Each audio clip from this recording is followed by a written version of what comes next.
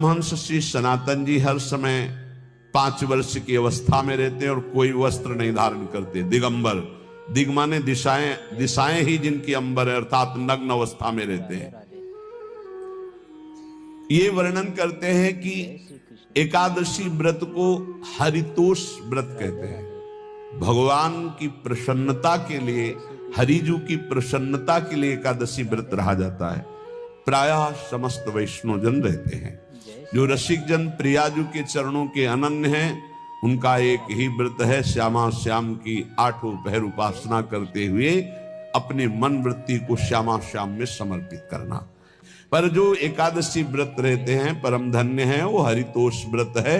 अब एकादशी व्रत का नियम क्या है और कैसे एकादशी व्रत का फल मिलता है, कई बार चर्चा हुई। बहुत सुंदर शास्त्र प्रमाण के अनुसार श्री सनातन मुनि बोल रहे हैं, जिसे एकादशी रहनी हो और एकादशी का फल प्राप्त करना हो, उसको 3 दिन, एक तो दशमी और एक द्वादशी और फिर बीच में एकादशी, उसको 3 दिन संयम में रहना होता है, तब बीच की एकादशी का उसे फल प्राप्त होता है। जिसे एकादशी व्रत रहना हो उसका नियम है कि दशमी के दिन कांसे के पात्र का त्याग करें। वैष्णव सिद्धांत है कि कभी जिसमें मांस बना उस रसोई का भोजन न ग्रहण करे।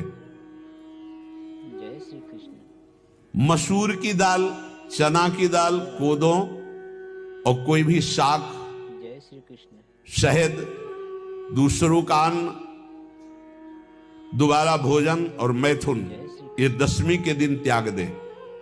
एक बार दशमी के दिन भोजन करे 24 घंटे में, क्योंकि एकादशी रहना है।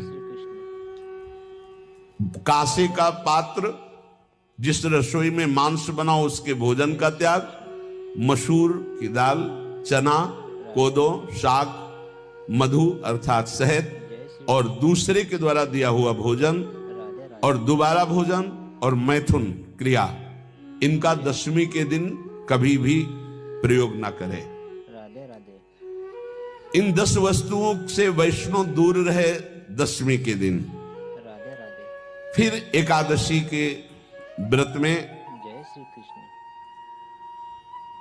ये पीछे तो हम वर्णन कर ही चुके हैं, कहीं नहीं आया यहाँ कुटू का वो कचौड़ी पकौड़ी और सिंघाड़ा का हलवा और ये दुनिया के खीर और सब। ये एकादशी के दिन किसी भी तरह की गेम आदि क्रीड़ा ना खेले। जैसे अब आज व्रत है तो बैठे हैं अपना मोबाइल में गेम खेल रहे हैं, ऐसा कोई भी क्रीड़ा नहीं, द्यूत क्रीड़ा, किसी भी तरह का गेम, ये सब खेल नहीं। एकादशी के दिन उपासक को चाहिए कि वो किसी भी तरह की क्रीड़ा, मनोरंजन बिल्कुल नहीं, नींद नहीं लेनी उसको, न दिन में न रात में। एकादशी व्रत, और प्रायः पुराने महापुरुषों ने ऐसा किया है। रामदास जी डाकोर के रात में जाते थे, रणछोड़ भगवान के यहाँ कीर्तन करते थे जाकर, तभी तो भगवान उनके कीर्तन पर, उनकी भक्ति पर रीछ कर गाड़ी में बैठकर उनके साथ आए थे। पूरी रात जगकर कीर्तन करना, दिन में तो सोना ही निषेध है। पान खाना निषेध है, एकादशी को बिल्कुल नहीं। जो व्रत रह रहे, वृक्ष से तोड़कर जो दतून की जाती है, एकादशी के दिन नहीं। दूसरे की निंदा करना, चर्चा करना नहीं, अर्थात अधिकतर मौन व्रत धारण करे एकादशी के दिन। चुगली करना, कोई चोरी करना, वाणी से, शरीर से, मन से किसी को दुख पहुंचाना, भोग करना, मैथुन करना, किसी के ऊपर गुस्सा करना, झूठ बोलना, एकादशी के दिन ये नहीं करना चाहिए।